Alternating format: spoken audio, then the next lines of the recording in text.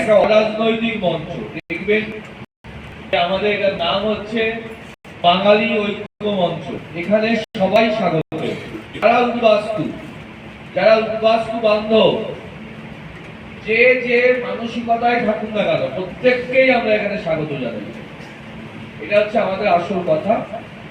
কিন্তু বাস্তব কারণে কোন রাজনৈতিক স্বার্থে কেউ কেউ এটাকে মিসইন্টারপ্রিট করছে, ভুল ব্যাখ্যা দিচ্ছে, তাকেই আমরা কমব্যাট করছি, আইন দিয়ে সত্যি কথাটা লোকের কাছে জানাচ্ছি।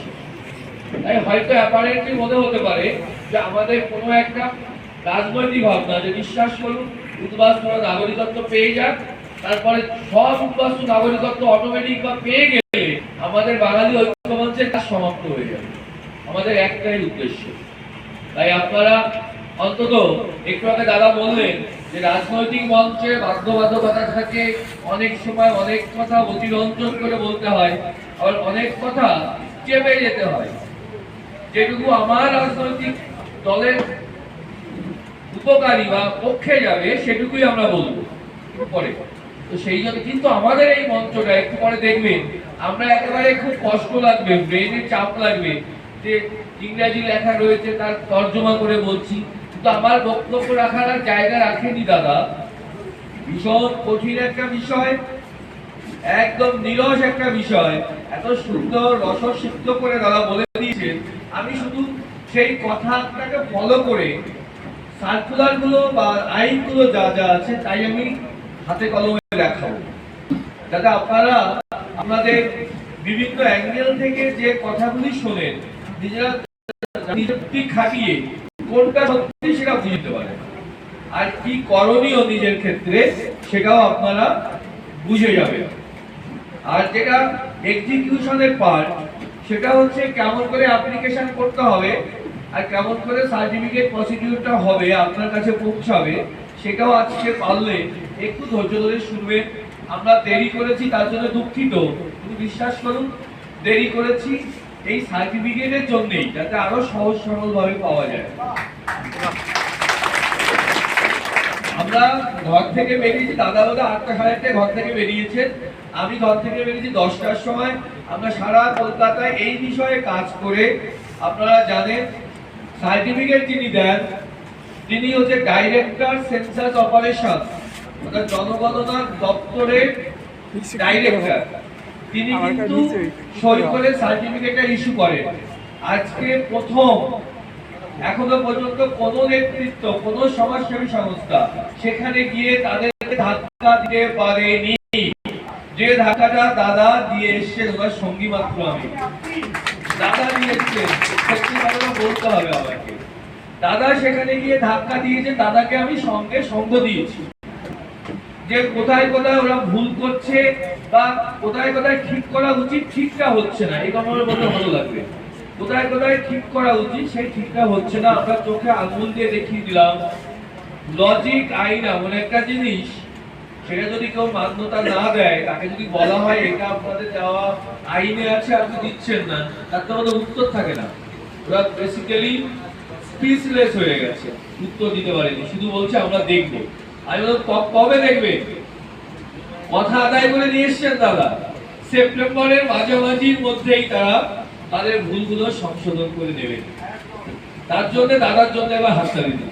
দাদা সারাদিন এই বয়সে যেভাবে পরিশ্রম করছে, আর বাঙালি ঐক্যমঞ্চের প্রত্যেকটা সদস্য বিশ্বাস করুন জীবন পাক করে দিচ্ছে। আমাদের যে কম্পিউটারের সামনে যে ছেলেটি বসে আছে তা বলতে তো হবে না, একটু আমাদের প্রত্যেকের জানা উচিত এরা কতটা স্যাক্রিফাইস করছে। ভোরবেলা অফিসে গেছে, মাল্টিনেশনাল কোম্পানি বড় পোস্টে আছে, সেখান থেকে তড়িঘড়ি করে চলে এসছে এখানে, কারণ এখানে এই পিপিটি শোর মূল উদ্যোক্তা ওরা। সবাই এইভাবে কিন্তু কাজ করছে। আপনারা আমাদের সঙ্গী হবেন, মানে আমাদের নয়, এটা আপনাদের সংগঠন, প্রত্যেককে হেল্প করতে হবে। আর নিজের কথা নাই বা বলে আমার ঘুম চলে গেছে, ঘুমোতে পারি না, 24 ঘন্টা শুধু ফোন আসে, একটু কথা বলবো, তো সেই ফোন যদি আমি 50% অ্যাটেন্ড করি তাহলে পাগল হয়ে যাবো। হ্যাঁ, দাদাই প্রচারটা বেশি করছে। যাই হোক, আমরা এখন কাজের কথা আছে। আমার মনে হয় দাদা যেটা বললেন যে প্রতিটা লাইন বাই লাইন আইনে কি আছে একটু দেখিয়ে দেবেন, প্রতিটা আমার মনে হয় এখানে যারা আছি অন্তত আপনাদের দিকে দেখলে মনে হচ্ছে আপনারা প্রত্যেকেই বিশ্বাস করে নিয়েছেন যে ইট ইজ কারেক্ট, কিন্তু বিশ্বাস করলে হবে না, কারণ এর ভেতরে তো কিছু দ্বিধাদ্বন্দ্ব রয়েছে আমাদের প্রত্যেকের মধ্যে। সেই জন্য যদি নিজের চোখে দেখতে পারি আইনে কি লেখা আছে, যদি ওনার মতো করে বলেননি তো, বা কেউ তার মতো করে বলছে না তো, তাহলে বোধহয় পরিষ্কার হবে। আমি আজকে আমার কাছে সহজ হয়ে গেছে, কারণ হচ্ছে দাদা বললেন কোন আইন বলে, কোন নির্দেশ বলে। আজকে যদি বাংলাদেশ থেকে একজন মুসলিম ভাই আসে, সে কি সিএর আন্ডারে পড়বে? কেন বলবে না? বলা হয়েছে যে মুসলিম যদি কেউ বাংলাদেশ থেকে আসে তাহলে সে অবৈধ অনুপ্রবেশকারী। অবৈধ অনুপ্রবেশকারীর জন্য কোন নাগরিক অ্যাপ্লিকেশনও করা সম্ভব নয়। আপনি পারবেন, কেন পারবেন? কারণ আপনি অবৈধ অনুপ্রবেশকারী নন। কেন নন তারা বলেছেন, সেই সার্কুলারটা শুধু দেখাবো, আশা করি তোমরা বুঝতে পেরেছো কোন সার্কুলার কথা বলেছি। 15 সালের সার্কুলারটা একটু বের করো, 15 সালের সার্কুলারটা বের করে দাও। এই যে এখানে তো আছে, এই যে এখানে ডকুমেন্ট লিস্ট আছে।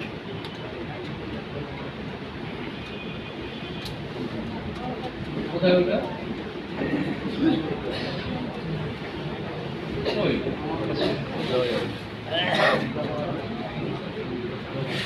দেখাতে না পারলে তো আমরা বিশ্বাস করবো না, দেখাতে হবেই। এই দেখেন, একটু করে করো। ভারত সরকারের স্বরাষ্ট্র দপ্তর, আসলে আপনারা জানলে খুশি হবেন, নাগরিকত্ব বিষয়টা কোনো রাজ্যের বিষয় নয়, নাগরিকত্ব বিষয়টা কেন্দ্রীয় সরকারের। কেন্দ্রীয় সরকারের কোন দপ্তর এর আগে দেখে? কার আওতাধীন? স্বরাষ্ট্র দপ্তরের আওতাধীন। তাহলে যা কিছু নাগরিকত্ব সম্পর্কে কথা বলার অধিকার, নিয়ম করার অধিকার কেন্দ্রীয় স্বরাষ্ট্র দপ্তরে। বাকি যারা বলি সেটা হচ্ছে আমাদের মতামত দিই, কিন্তু সেটা ঠিক নয়। কই খুলেছো? কেন 1 মিনিট কেন?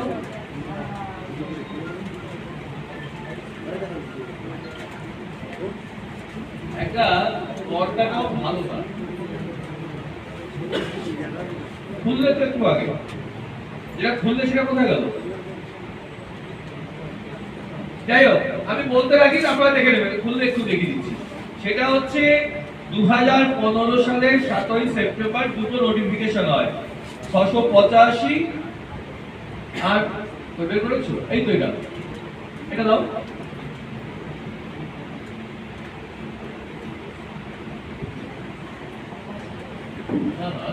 এই তো নিচে রয়েছে, প্রবলেম হচ্ছে কিছু? এই তো মাউস খুলে পাচ্ছে না, এই তো এসে গেছে। নিচে যাও, দেখুন ইংলিশে যাও, 685 নম্বর দেখতে পাচ্ছেন, সিএসআর 685E,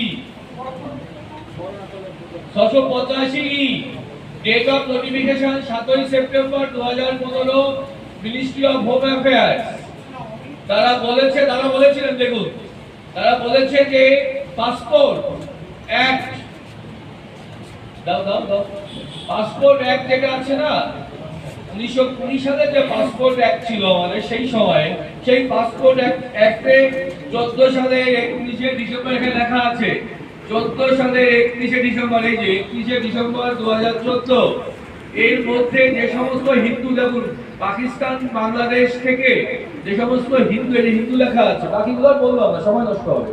হিন্দুরা 31শে ডিসেম্বর 14 সালের মধ্যে যারা এসছে, কি ভাবে আসতে পারে? 2 ভাবে আসতে পারে। 1 নম্বরে উইদাউট ভ্যালিড ডকুমেন্টস, মানে অবৈধভাবে, এবং উইথ ভ্যালিড ডকুমেন্টস, অর্থাৎ বৈধভাবে এলো পরে অবৈধ হয়ে গেল, যেহেতু পাসপোর্টে 1 মাস বা 3 মাস থাকার কথা বলা হয়েছে, থাকেনি, সেটা অবৈধ। এদেরকে আর পাসপোর্ট অ্যাক্টের আওতায় আনা যাবে না, এদেরকে আর সরে যাও, কি বল, এদেরকে আর পাসপোর্ট অ্যাক্টের আওতায় আনা যাবে না। অর্থাৎ বাংলাদেশ থেকে অবৈধ ভাবে আসলে পুলিশ তো শুধু ওইটা লিখে থামতে হবে না, পুলিশ লিখবে কোন ধারায় কেস হবে। একটা হচ্ছে ফরেনার্স অ্যাক্ট আর একটা হচ্ছে পাসপোর্ট অ্যাক্ট, এই দুটো ধারায় কেস হবে।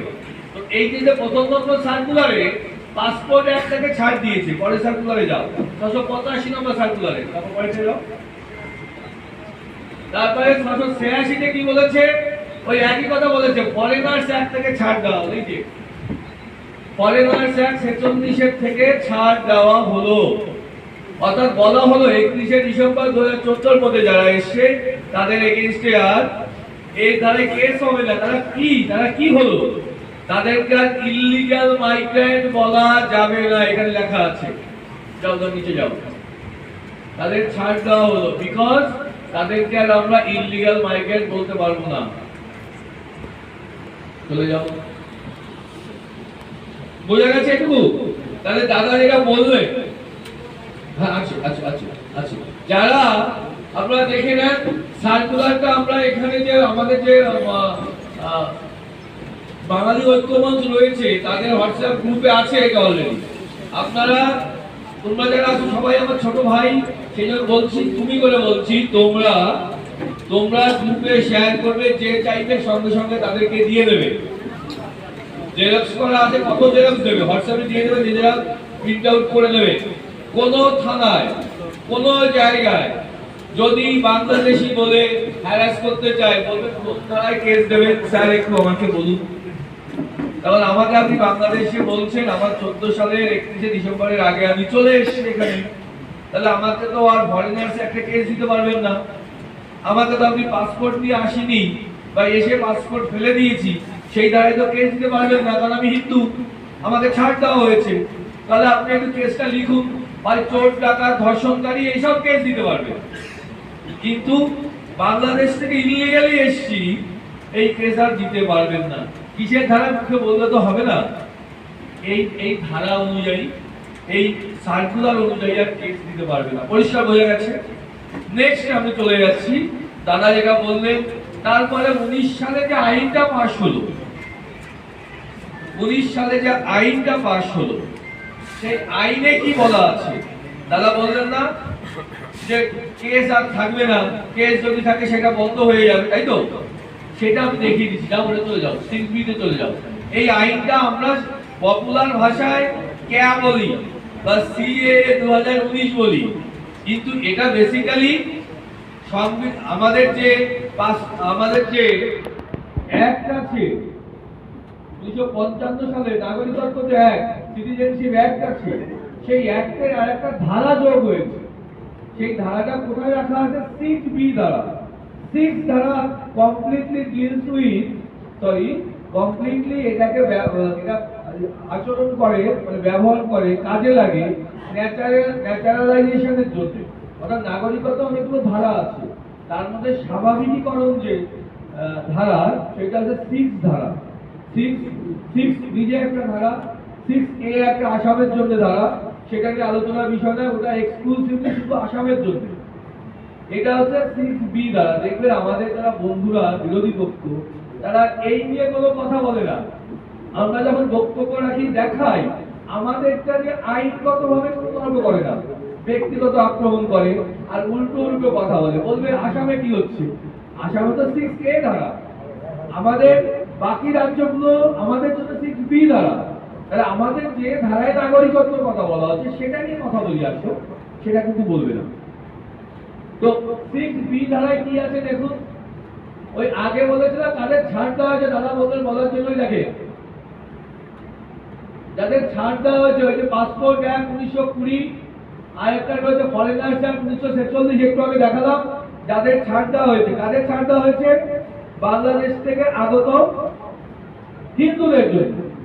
তারাই একমাত্র নাগরিকত্বের জন্য আবেদন করতে পারবে। তাহলে কি দাঁড়ালো?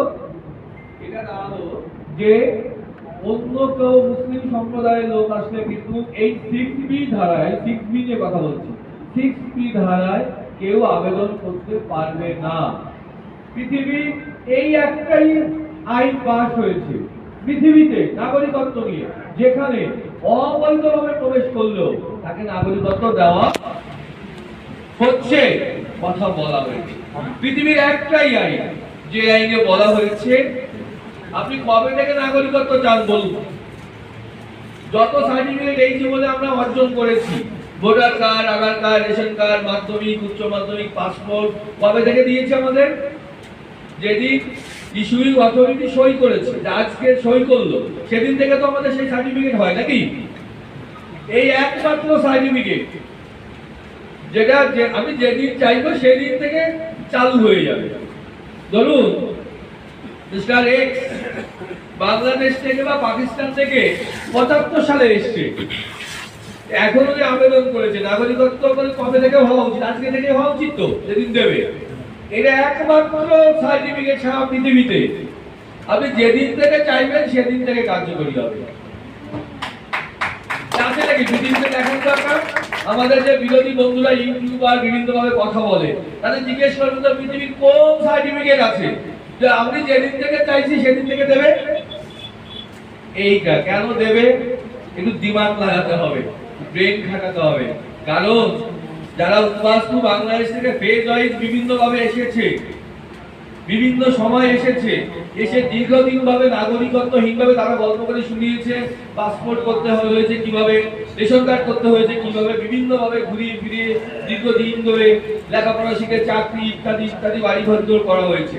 একদিনে তো হয়নি, বিভিন্ন দিন ধরে আমি করেছি। আপনি কতদিন আগে এসেছেন, কিভাবে করেছেন, তাহলে সেটা আপনিই জানেন। সেই জন্য আপনার ইচ্ছে মতো ডেট ঠিক করতে হবে আপনাকে, যে আপনি কবে থেকে নাগরিকত্ব দিলে আপনার সমস্ত সুযোগ সুবিধা সুরক্ষিত থাকবে। আজকে দিচ্ছে নাগরিকত্ব ঠিকই, কিন্তু নাগরিকত্ব চালু হচ্ছে যেদিন আপনি বাংলাদেশ থেকে ওই ইসামতি নদী পেরিয়ে এখানে এসেছিলেন, সেই দিন থেকে আপনার নাগরিকত্ব। তাহলে আপনি যদি এখন ডেপুটি ম্যাজিস্ট্রেট ডব্লিউবিসিএস পেয়েছেন, আজকে ডব্লিউবিসিএস পেয়েছেন, বা আজ থেকে 10 বছর আগে ডব্লিউবিসিএস অফিসার হয়েছে, কিন্তু আপনি এসেছেন তো আরো 20 বছর আগে, লেখাপড়া করেছেন, সেই দিন থেকে নাগরিকত্ব। তাহলে অফিসার আপনি হয়েছেন, লেখাপড়া করেছেন, ভারতীয় নাগরিক হিসাবেই। পরিষ্কার বোঝা গেছে ইমপ্লিকেশনটা? আমাদের সুবিধার জন্য আমরা বিভিন্ন ভাবে অনেক আগে এসে বাই বার্থ ইন্ডিয়ান দেখানোর জন্য যা যা কাগজপত্র তৈরি করেছি, সেই তাহলে নাগরিক এখনো আছি, এবং সার্টিফিকেট পাওয়ার পরে আজ থেকে 10 বছর আগে সেই ডেটেও আমি নাগরিক ছিলাম। আমি কি বোঝাতে পেরেছি এটা আপনাদেরকে? বুঝেছেন? এই একটা কথার জন্য সব ভয় কেটে গেছে। কারণ আমি যেদিন থেকে চাই সেদিন থেকে নাগরিকত্ব পাচ্ছি। কোথায় লেখা আছে এটা? দেখা ওটা, এই দেখেন এটা লিখেছে, দেখাতে বললেন দাদা, এই দেখেন shall not be treated as illegal migrant, এই লেখা আছে, আপনি লেখাতে বলবেন না? shall not be treated as illegal migrant, দেখতে পাচ্ছেন তো আপনারা? দেখেছেন? অবৈধ প্রবেশকারী হিসাবে তাদের আর বলা যাবে না ইলিগাল মাইগ্রেন্ট, বারবার দেখাচ্ছি। এই যে 6B ধারা যোগ হয়েছে, সেখানে কি বলেছে, কবে থেকে পাবে দেখাও। এই যে to be a citizen of India from the date of his entry into India, অর্থাৎ যেদিন উনি এন্ট্রি করেছেন সেদিন থেকে নাগরিক হবে, লেখা আছে। দাদা ভুল বলেননি, তাই তো? আমাদের যে পপুলার কনসেপ্ট আছে রাজনীতিবিদরা ভুল বলে, অন্তত এই ক্ষেত্রে উনি পাস করে গেছেন। ঠিক আছে তো? এবার প্রশ্ন আসবে, আরে আমি এসছি তো উইদাউটে এসেছিলাম, এসে মামা বাড়িতে ছিলাম 3 বছর, কে জানে সেটা? তার প্রমাণ আমি কি করে দেবো? ঠিক কি না? বলেছে প্রমাণ দিতে হবে না, আপনাদের কোনো প্রমাণ দিতে হবে না, শুধু আপনি বললেই এটা আমরা মেনে নেব, অ্যাপ্লিকেশনে লিখলেই আমরা এটা মেনে নেব। এর থেকে আর নিঃশর্ত কি হতে পারে? নিঃশর্তকে ছাড়িয়ে যাচ্ছে। বলে না আমাদের বন্ধুরা নিঃশর্ত নাগরিকত্ব চাই, এর থেকে নিঃশর্ত নাগরিকত্ব পৃথিবীতে কিছু আছে বলুন দেখি? অন্তত আমার যে একটু সামান্য জ্ঞান, আমি কিন্তু এত ফ্লেক্সিবল আইন কিন্তু দেখি। বেশ, তারপরে চলে যাও, তারপরে চলে যাও ওই ওনার বিরুদ্ধে যদি দেখা যায়, এই আইনটা তো 15 সালে হয়েছে, মানে সার্কুলারটা 15 সালে হয়েছিল, 19 সালে আইনটা হয়েছে, কিন্তু দুর্ভাগ্যবশত তাহলে 15 সালের 7ই সেপ্টেম্বরের পরে ওয়েস্ট বেঙ্গলে বাংলাদেশের হিন্দুদের এগেইনস্টে কোনো কেস হওয়া উচিত না, তাই তো? এটা অনুযায়ী বাস্তবে কি মিলছে? বাস্তবে কি মিলছে? মিলছে না। কেন মিলছে না? কারণ যাদের মেলানোর কথা, এই আইনটা মান্যতা দেওয়ার কথা, তারা চোখ বন্ধ করে রয়েছে, তারা আইনটা চেপে রেখেছে, আমরা জানি না তো, তাই নাকি? এরকম আইন হয়েছে নাকি? এরকম কোনো অর্ডার আছে নাকি? আমরা যখন দেখাই তখন চোখ উল্টে দেয়। কিন্তু যতক্ষণ আমরা দেখাচ্ছি না ততক্ষণ কিন্তু ওরা কিন্তু এই আইনটা নেই ভেবে যত ধরনের আমাদের বিরুদ্ধে ব্যবস্থা নেয়। হাইকোর্টে এই ব্যাপারে অসংখ্য রুলিং অলরেডি গত 2-3 বছরে হয়ে গেছে। আপনারা একটু আমাদের কাজ কিন্তু আপনাদের সচেতন করা, এই আইনগুলো দেখানো, যাতে আপনারা নিজের পায়ে দাঁড়িয়ে যেখানে আশেপাশে যার বিরুদ্ধে এটা হবে, দলমত নির্বিশেষে, উদ্বাস্তুর কোনো দল নেই, উদ্বাস্তু দল উদ্বাস্তু, আমাদেরকে যে হেল্প করবে আমাদের পায়ের নিচে বাড়িটাকে শক্ত করতে, সে আমার বন্ধু। যে হেল্প করবে না, শত্রু না বললেও তাকে আমরা বন্ধু বলবো। নেক্সট দেখুন, আরেকটা কথা বলা আছে যে তাহলে আমার বন্ধুরা বলে যে তাহলে আমি যে বাংলাদেশি বলে একটা অ্যাপ্লিকেশন করলাম, ভারতীয় নাগরিকত্ব চাই, তাহলে আমার কি হবে? আমার ভোটার কার্ডের কি হবে? পাসপোর্টের কি হবে? চাকরির কি হবে? জমি জমার কি হবে? বলে যে যেগুলো বললাম, তাহলে ইত্যাদি ইত্যাদি, এগুলোকে বলা হয় নাগরিক হিসাবে রাইটস, অধিকার এবং সুযোগ। দাদা কিন্তু এই দুটো শব্দ ব্যবহার করেছিলেন। তাহলে সেই রাইটস আর প্রিভিলেজ, এইটাকে লেখা আছে, shall not be deprived of his rights or privileges। একটা হাততালি দিন। দাদা আবার পাস করে গেছে, যে বলেছিল সেটা কিন্তু পাস করে গেছে, যে তার অধিকার এবং সুযোগ, এই চাকরি বাকরি থেকে শুরু করে জমি জায়গা সব অধিকার এবং সুযোগের মধ্যেই পড়ে। কেমন? এখান থেকে তাকে বঞ্চিত করা যাবে না।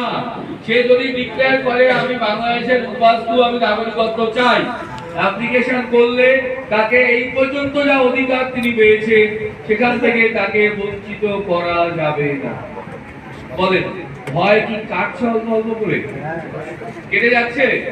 এটা আমার মুখের দিকে তাকিয়ে বা বিশ্ববিখ্যাত কবিয়ালের কথাই শুনে মোহিত হয়ে নয়, আমি নিজের চোখে দেখে নিই। যে বন্ধুরা বিরোধী আলোচনা করে তাদেরকে আমরা ইন হাউসে ডাকি, অনেকেই গোপনে আত্মগোপন করে আসে এখানে, দেখার পরে লাস্টে জড়িয়ে ধরে যে একটি সৎ মানুষ, সৎ সাহস আছে, যে মাস্টারমশাই আমার ধারণাটা ভুল ছিল, বিভিন্ন নেতারা বিভিন্ন ইউটিউবে দেখে দেখে আমি ভুল বুঝিয়েছি, আমি নিজেও আমি বিরোধী দল করতে পারি, কিন্তু আমিও কিন্তু উদ্বাস্তু পরিবারের সন্তান, অতএব আমার এই ভুল বোঝানোটা আমার বিবেককে দংশন করছে। এরকম কিন্তু আমার কাছে অসংখ্য কেস রয়েছে, এরকম অসংখ্য কেস আমার কাছে রয়েছে, যারা নীতিগতভাবে বিরোধিতা করে অথচ ব্যক্তিগতভাবে এটাকে সাপোর্ট করে আমাদের মিটিং এর শুরুতে এসে। হ্যাঁ, আমি একটু শেষ করে দিচ্ছি। তাহলে এই অ্যাপ্লিকেশন পর্যন্ত কেস হবে না, এবং তার প্রিভিলেজ এবং রাইট কিছুই কিন্তু তার থেকে কেড়ে নেওয়া যাবে না, ডিপ্রাইভ করা যাবে না। আর একটা কি আছে অনির্বাণ বলে দাও। আর একটা খুব সুন্দর কথা বলেছে, এই ধরুন স্যার আমার অ্যাপ্লিকেশন যদি রিজেক্ট হয়ে যায়, আমি জানি দাদা, আমি কেন দাদার কথা বারবার তুলে ধরছি, লোকটা অধ্যপিত হয়ে যাচ্ছে খাটতে খাটতে আর টেনশন করতে করতে, তাতে ঘুমোয় না, সারাদিন পাগলের মতো ব্যস্ত। আজকে আবার জিজ্ঞেস করেছি অফিসারকে, পেয়েছি যখন দেখি আমি আমার একটু ঝালিয়ে দিই, বলছে আচ্ছা আপনাদের সার্টিফিকেট যদি রিজেক্ট হয়ে যায় তাহলে কি হবে? যে লোক অ্যাপ্লিকেশন করেছে, তাই তো? তারা জানে কিন্তু তাও ওকে খোঁচা মেরেছে। ওরা বলছে কই রিজেক্ট হওয়ার তো কোনো অপশন নেই, রিজেক্ট মানে তো ক্যান্সেল করে দেওয়া যায়, আপনি এটার জন্য যোগ্য নয়, তাই তো? এটা আইনি ব্যাখ্যা আছে। বলছে না না আমাদের রুলস, এটা তো আইন, রুলস আমার অনেক বড় 52 কথার রুলস, সেটা এখানে দেখাতে পারি, দরকার নেই। বলছে আমাদের রুলসে তো লেখা আছে কোনো অ্যাপ্লিকেশন সিটিজেনশিপের জন্য রিজেক্ট করার, ক্যান্সেল করার কোনো অপশনই নেই, কোনো প্রভিশনই নেই। তাহলে কি আছে? আপনি অ্যাপ্লিকেশন করলেন, আপনার নিজের অ্যাপ্লিকেশন করতে ভুল হলো, হতে পারে তো ভুল, তাহলে কি হবে? ওরা 3 বার আপনাকে ডাকবে, 3 বার যেখানে হিয়ারিং হয় সেখানে ডাকবে, ডাকার পরে ওটা অটোমেটিক অ্যাপ্লিকেশনটা কি হয়ে যাবে? ক্লোজড হয়ে যাবে, বন্ধ হয়ে যাবে। এটা আইনি ভাষায় এটা ক্লোজ হয়ে যাবে, মানে আপনার কোনো অপরাধ, দায়, ক্যান্সেল এসব কিছু না, অটোমেটিক ক্লোজ হয়ে যাবে, আপনি আবার অ্যাপ্লিকেশন করতে পারবেন। ওই ভুলটা শুধরে আমি ওদেরকে বললাম, দাদার আমি দুজনেই বললাম যে এই যে অ্যাপ্লিকেশনের যে প্রসিডিওরের মধ্যে সত্যি একটু জটিলতা আছে, এই জটিলতা সত্যি এড়ানো যায় না। কেন এড়ানো যায় না? সিটিজেনশিপ ব্যাগ তো শুধু 6B বাংলাদেশিদের জন্য নয়, এর অনেকগুলো ধারা উপধারা অনেক কিছু আছে। যখন ফর্ম আমাদের তৈরি করতে হয় সমস্ত ধারা উপধারা মাথায় রাখতে হয়। আর একটা জিনিস মাথায় রাখতে হয়, বিরোধী পক্ষ সুপ্রিম কোর্টে গিয়ে কেস ঠুকে দেবে যে এটা সংবিধান বিরোধী হয়ে গেল, তাহলে এটাকে এই সিটিজেনশিপ আইন রুল সব বন্ধ করে দেওয়া। আপনারা জানেন অলরেডি কেস হয়ে অনেকগুলো কেস রয়েছে। এই জন্য সব দিক বিবেচনা করে গুছিয়ে এটাকে করতে হয়েছে। তো তাহলে আমরা অনুরোধ করলাম যে যদি এরকম ভুল হয় আপনারা কিন্তু সেই ভুলটা যতটা সম্ভব আপনাদের পেরিফেরির মধ্যে থেকে ওভারলুক করুন, তাই তো দাদা? এটা বলা হলো, ওনারা বুঝলেন। ওনাদের কাছে আরেকটা আমরা দাবি করেছি, বলবো ওটা বলেছি, আমরা কাজ করতে গিয়ে দেখেছি যে ধরুন আমারই ছাত্ররা এখানে আছে, তারা হয়তো উপস্থিত আছে কিনা জানি না, আমি দেখেছি আমার স্কুলে একটি ছেলে 13 সালে ভর্তি হয়েছিল, 13, 14, 15 পড়েছে চলে গেছে। 13 সালে তো 7-এ ভর্তি হয়েছে, তার কাছে তো সরকারি কাগজ মানে মাধ্যমিক বোর্ডের সার্টিফিকেট আছে তো 14 সালের মাধ্যমিক, 15 সালে মাধ্যমিক পাস। তাহলে তার 14 সালের কাগজ কোথায়? সে তো পড়েছে আমার স্কুলে 13 সালে, তাহলে সেটা হওয়া উচিত তো। ওরা বলছে না, প্রথমে বলেছিল না, যে কাগজে 14 সালের ডেট দেওয়া আছে তার আগে সেই ডেট নেব। তাহলে এটা হতে পারে না। 13 সালে পড়েছে একটা ছেলে 7-এ, তারপরে সে হয়তো চলে গেছে রাজস্থানে কাজ করতে, সে মাধ্যমিক পাস করেনি। তাহলে যেটা 13 সালে পড়েছে সেটা লিখে যদি আজকে থেকে হেডমাস্টার মশাই দেয়, কিন্তু আইনত অ্যাকসেপ্ট করতে হবে। তাহলে কোন অধিকার বলে সেটাকে অবজেকশন দেয়? ভারতে এভিডেন্স অ্যাক্ট রয়েছে, সাক্ষ্য আইন রয়েছে, সংবিধান রয়েছে, কনভেনশন রয়েছে, গাইড চলে করা যায় এটা। আমি যখন বলেছি মাথা নিচু করে অফিসাররা রয়েছে, কিন্তু বড় বড় অফিসার, জয়েন্ট ডিরেক্টর, হ্যাঁ না অনেক বড় বড় নাম, পুরো মাথা নিচু করে রয়েছে, কথা বলছে না। তখন কোনো কথা তো আপনাকে বলতেই হবে। তাহলে বলুন সংশোধন কবে করবে? দাদা জিজ্ঞেস করলেন কবে আমরা জানতে পারবো। কত তারিখ বলেছে দাদা? বলো সেপ্টেম্বরের মাঝামাঝির মধ্যে আমরা আমাদের ভুল সংশোধন করে নেব। আজকে কেন দেরি হয়েছে বুঝতে পারছেন তো? বাংলাদেশের জমিটা কারো কাছে মুসলিম বা কারো কাছে বেচে দিয়ে এসছে, সেই 1980 সালে চলে এসছে, সেই জমির অরিজিনাল দলিল আনা সম্ভব, তার জেরক্স আনা সম্ভব, তাহলে কি করে হবে? তখন আমরা বললাম ওখান থেকে কোনো আত্মীয়কে দিয়ে ওই জমি সার্টিফাইড কপিটা হতো না সম্ভব, সার্টিফাইড কপিটা আনা সম্ভব, সম্ভব কিনা? সার্টিফাইড কপি লাগবে। যখন বললাম সার্টিফাইড কপি কেন আপনারা অবজেকশন দেবেন, ওই সার্টিফাইড কপি আজকে দিয়েছে ঠিকই, কিন্তু ওই যে কপিটা ভেতরে লেখা আছে 80 সালের জমিটা বিক্রি হয়েছে, 80 সালের ডেট রয়েছে, তাহলে এটা তো অস্বীকার করা যায়? যখন বললাম ওরা বললো হ্যাঁ এখন থেকে আমরা মেনে নেব, আমাদের একটু সময় দিন, আমরা সেপ্টেম্বরের মাঝামাঝির মধ্যে এগুলো সব অ্যাকসেপ্ট করব। অগাস্টে মিটিং হবে, মিটিং এ পাস করে দেবে, যাদের ভুলটা সংশোধন করে দেবে। তাহলে এটা কাদের জয়, কাদের হয়ে গেছিলাম? আপনাদের হয়ে গেছে। দাদার নেতৃত্বে আমি গিয়ে একটা সার্কুলার এতদিন বন্ধ ছিল, জেরক্স কপি, যদি যারা কোনোভাবেই অরিজিনাল আনতে পারবে না অন্তত একটা হোয়াটসঅ্যাপের জেরক্স কপি আনতে হবে, সেটা মানতে হবে। আমাদের সঙ্গে যেভাবে হোক কেন্দ্রীয় সরকারের সংশ্লিষ্ট দপ্তরের একটা কথাবার্তা হয়েছিল একটা জায়গায় বসে, আমরা দাবি করেছিলাম, সেই দাবি মেনে নিয়েছিল, মেনে নিয়ে সার্কুলার জারি হয়েছিল। এই লোকটার জন্য সেই সার্কুলারটা আটকে ছিল, এতদিন কেউ বের করেনি। এই দাদার নেতৃত্বে আমি তার সঙ্গী হতে পেরেছিলাম। চিফ পোস্টমাস্টার জেনারেলের কাছে সার্কুলারটা ছিল, ওইখানে টেবিলে বসে সারা ওয়েস্ট বেঙ্গলের সমস্ত পোস্ট অফিসে, হেড পোস্ট অফিসে ফোন করিয়ে বলেছে যারা আনতে পারবে না সত্যিকারের জেনুইন, তাদেরকে ওই জেরক্স কপি অ্যাকসেপ্ট করতেই হবে। আপনারা জানেন 2-3টে জেলায় ভালো কাজ হচ্ছে, উত্তর 24 পরগনা, নদিয়া, দক্ষিণ 24 পরগনা। এই 3টি জেলায় 3জন এসপি কে ব্যক্তিগতভাবে মিট করে আমরা দুজনে বিশেষ করে ওনার সঙ্গে আমি থাকি মাত্র মিট করে তাদেরকে বাধ্য করা হয়েছে জেরক্স যেখানে আনঅ্যাভয়েডেবল সার্কামস্টেন্সেস অরিজিনাল আনা সম্ভব নয় সেখানে জেরক্স মানতে হবে। আমাদের নেক্সট দাবি কাগজ যদি জেরক্সও না আনতে পারে, ছোট্টবেলায় চলে এসে বাবা মা নেই, গ্রামের নাম মনে নেই, তা কোথা থেকে জেরক্স কাগজ আনবে?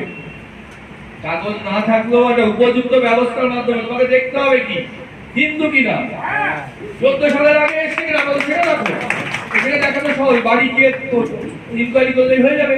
তাহলে কাগজও বা কেন লাগবে, দিতে পারবে না? সেই পদ্ধতিও বের করার জন্য আমরা বিভিন্ন অ্যাভিনিউ দিয়ে বিভিন্ন জায়গা দিয়ে চেষ্টা চালিয়ে যাচ্ছি।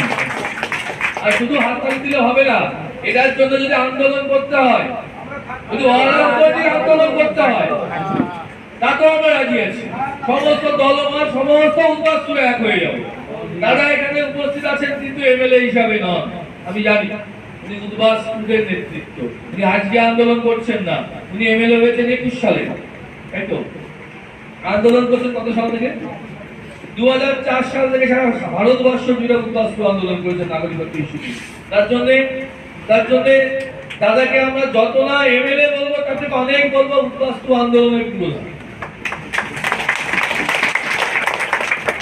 তাহলে আমাদের এই আইনটা আমি অতি সংক্ষেপে বললাম, আপনাদের মনে হয় আর কোশ্চেন থাকার কথা নয়।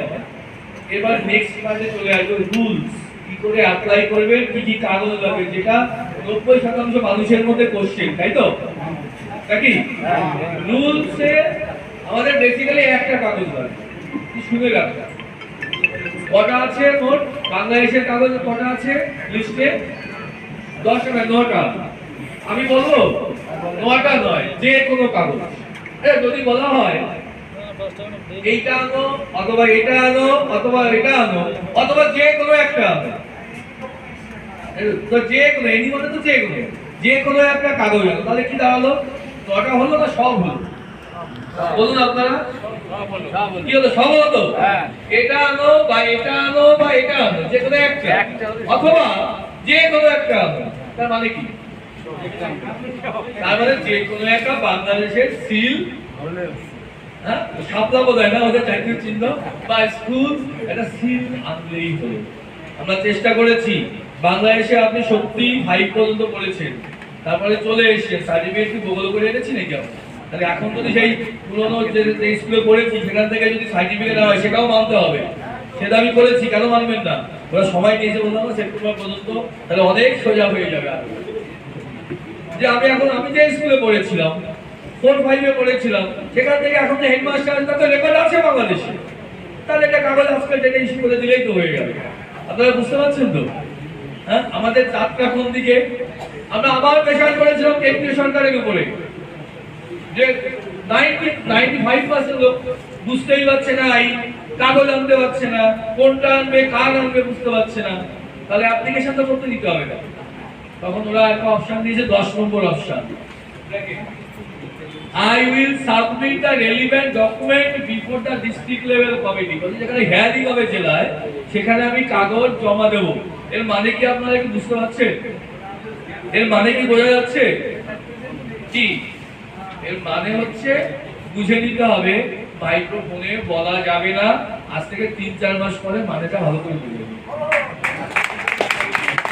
3-4 মাস পরে এর মানেটা ভালো করে বুঝতে পারলেন কি বলতে চাইছি? কেন এটা লিখতে হয়? আইন বাঁচানোর জন্য লিখতে হয়। রুলস ধীরে ধীরে সহজীকরণ হচ্ছে। এটা পরে যোগ হয়েছে, কিন্তু প্রথমে ছিল না, এটা পরে যোগ হয়েছে। আর এটা হচ্ছে বাংলাদেশের একটা ডকুমেন্টের মধ্যে গল্প এসে গেছে, ভুলে গেছেন আপনারা কি লাগবে কি লাগবে না, কিভাবে আনতে হবে। আমি শুধু একটা আবেদন করব, যে লোকটা আনতে পারছে না কাগজ, যে লোকটা অরিজিনাল আনতে পারছে না, সে আমার ভাই, সে আমার উদ্বাস্তু ভাই, তার জন্য আমরা যারা চেষ্টা করলে আনতে পারি তারা নিয়ে আসবে। আমরা যারা একটু চেষ্টা করলে অরিজিনাল কাগজ নিয়ে আসতে পারবো। আমি আমার জন্য আনবো না, যে লোকটা আনতে পারছে না আমি তার জন্য আনবো। কেন আনবো? যখন সব জেরক্স দেওয়া শুরু হবে তখন আমাদের দেশের internal security will be at stake, বিপদের সম্মুখীন হতে পারে। আপনারা জানেন বাংলাদেশে হাজার হাজার ইসলামিক উগ্রপন্থী ভারতে ঢোকার জন্য, নাগরিকত্ব নেওয়ার জন্য অনেক কায়দা করছে, তাহলে এই সুযোগে তারা ঢুকে যেতে পারে। সেই জন্য যতটা সম্ভব আমরা দেশকে, আমরা দেশের নাগরিক, আমরা সার্টিফিকেট পাবো, দেশের প্রতি আমাদের দায়বদ্ধতা কিন্তু আমাদেরকেও প্রমাণ দিতে হবে এইভাবে যে লোকটা আনতে পারবে না। 10টা অ্যাপ্লিকেশন করলে অন্তত 5-7টা আমরা অরিজিনাল দেবো, গোটা 4-5 জেরক্স দেবো, গোটা 2-3 বলবো দেবো না, আনতে পারবো না। এটা কিভাবে করতে হবে আপনারা ইনকোয়ারি করে ঠিক করুন। তাহলে আমাদেরকে কিন্তু এগিয়ে আসতে হবে, আর কোনো কাগজ ছাড়া দিতে হবে, এটার জন্য আন্দোলন করতে হবে, শুধু ছোট ছোট ঘরে বসে মিটিং করতে হবে না। এবার সেকেন্ড, ইন্ডিয়ান কাগজ কি লাগবে, ভারতীয় কাগজ কি লাগবে? 14 সালের 31শে ডিসেম্বরের আগে, 14 সালের, ওটা তো ব্যক্তিগত কোশ্চেন, ব্যক্তিগত কোশ্চেন পরে হবে, 14 সালের পরে, 14 সালের 31শে ডিসেম্বরের আগে। এইভাবে করলে কিন্তু মিটিং নষ্ট হয়ে যাবে। আর এক্ষুনি আরো 10 জন হাজির হবে। দাদা শুনুন, আপনার জন্য আমরা এসেছি। আপনি যদি নিজে শুনুন, নিজেকে দেখা দেখেন আর 100 জন আছে দেখানোর জন্য বসে আছে। তাহলে আপনি দেখাতে যান, তাহলে সামগ্রিক স্বার্থ বিঘ্নিত হবে। 14 সালের 31শে ডিসেম্বরের আগে আপনার কোনো কাগজ আছে, তার একটা কাগজ প্রমাণপত্র লাগবে। সে রেশন কার্ড হোক, কোনো বাড়ি ভাড়া হোক। এসেই কি আমি ধরুন আমি অনেক কেস পাচ্ছি সত্যি 14 সালের 25শে ডিসেম্বর 26শে ডিসেম্বর এসছে, এসে কি কতদিন কাগজ তৈরি করতে পারে নাকি? সে সম্ভব? কারোর পক্ষে সম্ভব না। তাহলে তারা কি করবে? যে বাড়িতে এসছে সেটা তো সত্যি, সেই বাড়ির মালিকের বাড়িতে থেকেছে, তাহলে একটা এগ্রিমেন্ট হওয়া উচিত। আমাদের এটা নেক্সট দিন বলতে হবে। এগ্রিমেন্ট আজকে ডেটে করব, সেটা দেখাবো 14 সালের আগে আমি ছিলাম, সত্যি তো ছিলাম। আপনারা কি বুঝতে পারছেন কি বলতে চাইছি? কিভাবে ধীরে ধীরে সময় অনুযায়ী আমরা আমাদের এই আইনগুলো পরিবর্তন হবে। আজকে যেটা আমি এগ্রিমেন্ট করবো, আপনার বাড়িতে 14 সালে ছিলাম তখন আপনি করিনি এগ্রিমেন্ট, আজকে ডেটে এগ্রিমেন্ট করবো। এগ্রিমেন্টে কি লেখা থাকবে?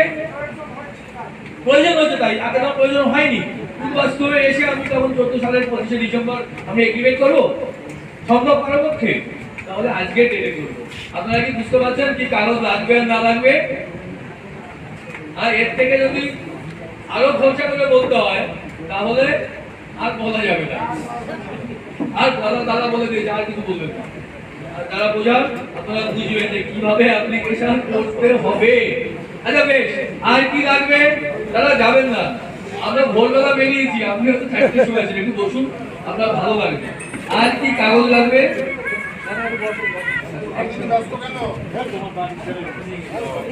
আর কি কাগজ লাগবে? ধর্মীয় সার্টিফিকেট লাগবে। অলরেডি উত্তর 24 পরগনা, দক্ষিণ 24 পরগনা, নদিয়া, আজকে হুগলি হয়েছে, হুগলি এবং মুর্শিদাবাদ হয়ে গেছে। এই জেলা থেকে ধর্মীয় সার্টিফিকেট পাওয়া যাবে, খালি হাতে যাবেন না। 3টে এফিডেভিট করার পরে এফিডেভিটের জেরক্স নিয়ে, অরিজিনালটা নিয়ে আপনারা ধর্মীয় প্রতিষ্ঠানে যাবেন, তারা আপনাদেরকে সার্টিফিকেট দিয়ে দেবে। পরিষ্কার বোঝা গেছে?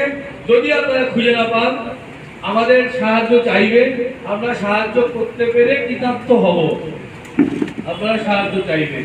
আর 3টে এফিডেভিট লাগবে, এই বাঙালি ঐক্যমঞ্চ সাহায্য করবে আপনাদের, দাদা সাহায্য করবে আপনাদের।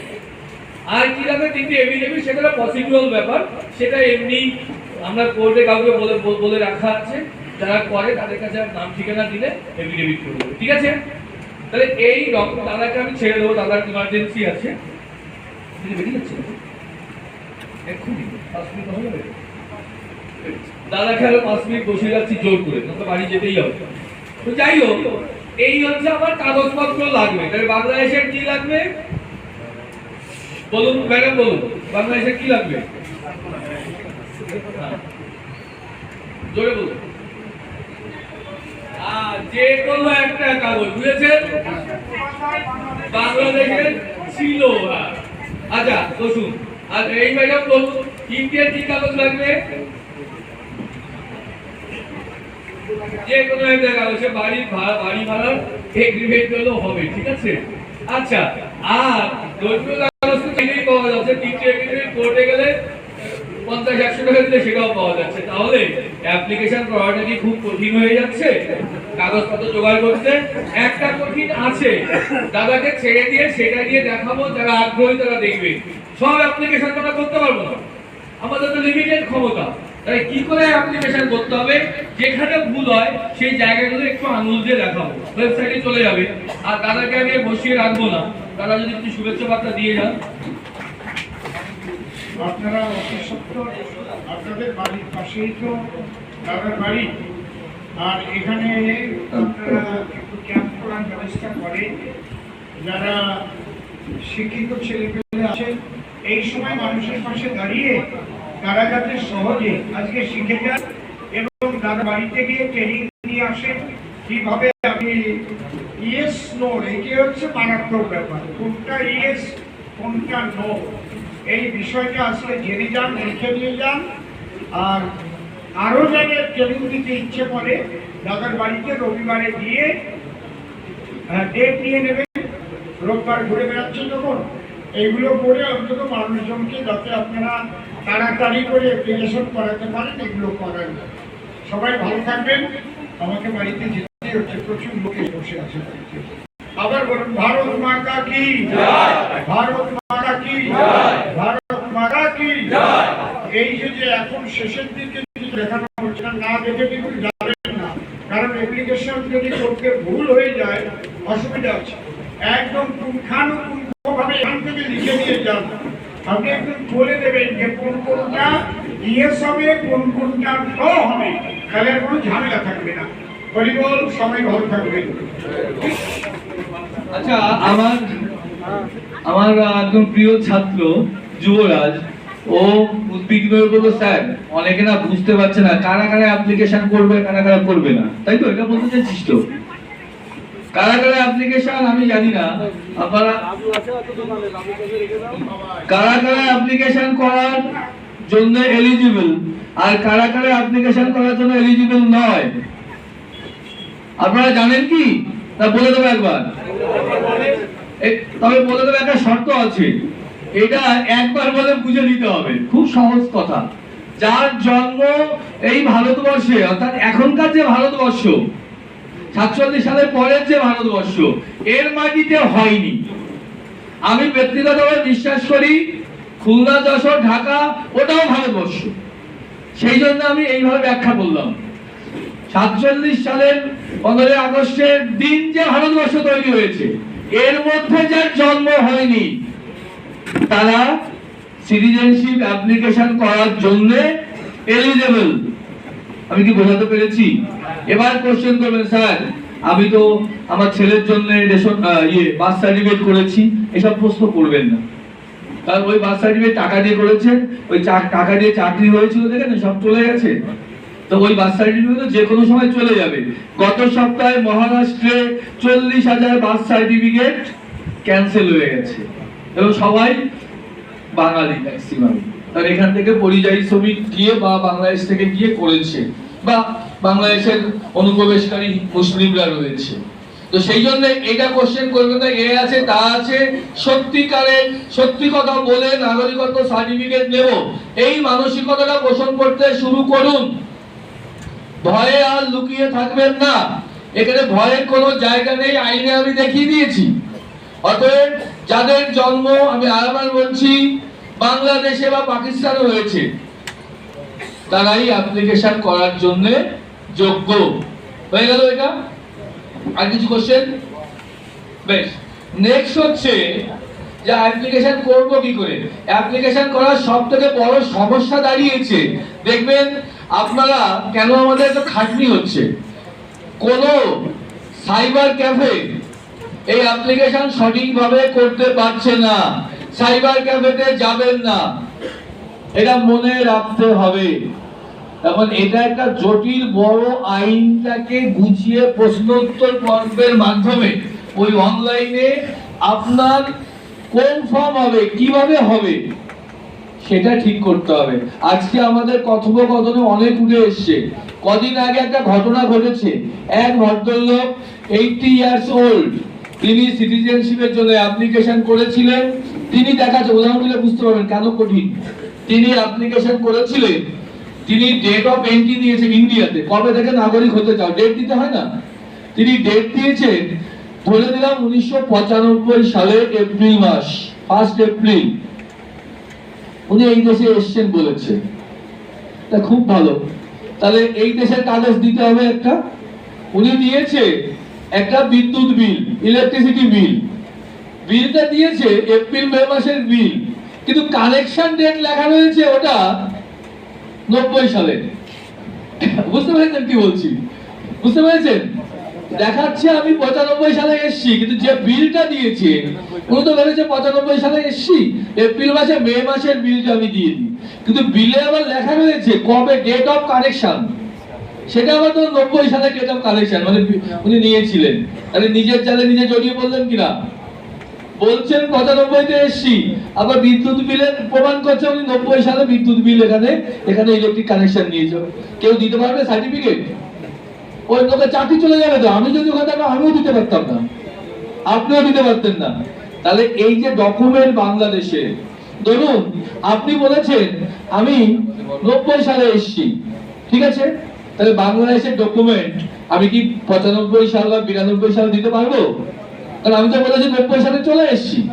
তাই বাংলাদেশে আমার এমন ডকুমেন্ট দেব যেটা ওই 90 সালের আগেকে রিফ্লেক্ট করে, প্রমাণ করে যে আমি অন্তত ওই 90 সালের পরের কাগজ এই দেশে, আগের কাগজ ওই দেশে, তাই তো? সাধারণ মানুষরা তো বুঝে উঠতে পারে। তাহলে ওই বাংলাদেশের কাগজ, ইন্ডিয়ার কাগজ, ডেট অফ এন্ট্রি, তারপরে আবার ইয়েস নো খুলে গেল, ইয়েস নো এগুলো করতে গিয়ে 99% ক্ষেত্রে ভুল হচ্ছে। তাই সাইবার ক্যাফেতে যাবেন না। আমরা বিভিন্ন জায়গায় ট্রেনিং দিয়ে তাদেরকে তৈরি করছি। আরো অনেক সমস্যা, লুপহোলস গুলো আছে, এগুলো কাজ করতে করতে এটা নিয়ে আমি কিন্তু মাস্টার মশাই, আমি কিন্তু আইনের লোক নয়, বাধ্য হয়ে প্রাণে